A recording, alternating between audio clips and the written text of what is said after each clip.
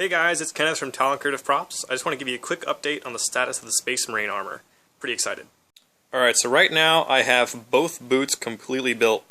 They are ready for hard coat.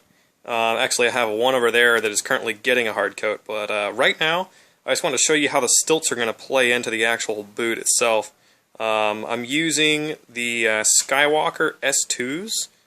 They are a unibeam stilt, so you can see that it's only got the one beam, but has a quick adjustment in the back that allows you to really quickly adjust the height of the actual stilt itself, although you won't really need to do that with this suit.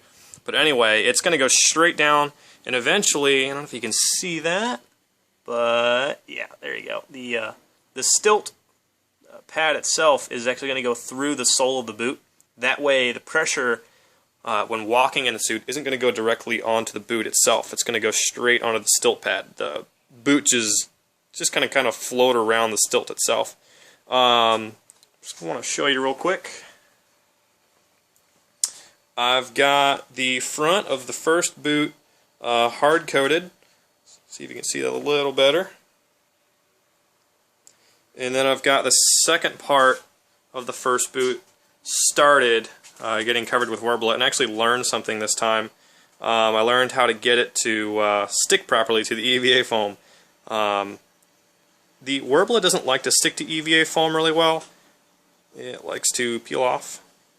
If you use contact cement on the EVA foam first, let it soak into the foam, and then do a second coat, tack it up really quick with a heat gun before it soaks in, then the Worbla's glue will pretty much stick to the glue of the contact cement you brushed on, and you're going to be good to go. It is really difficult to get to come off.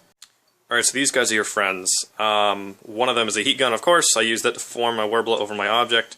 The second is the sander. Anytime you get a thick spot of Worbla, like overlapping pieces, you can sand that down pretty smooth. And then after that, follow it up with a heat gun, and that heat gun will allow you to basically heat up the glue again, and then using your fingers you can smooth down the roughness of the Worbla. So that's pretty cool. But then, to get really clean cuts on my EVA foam, I tend to use this thing here, my little scroll saw. As you can see, I can kind of adjust the angle on my cuts. I can go straight, I can do whatever the hell I want to do.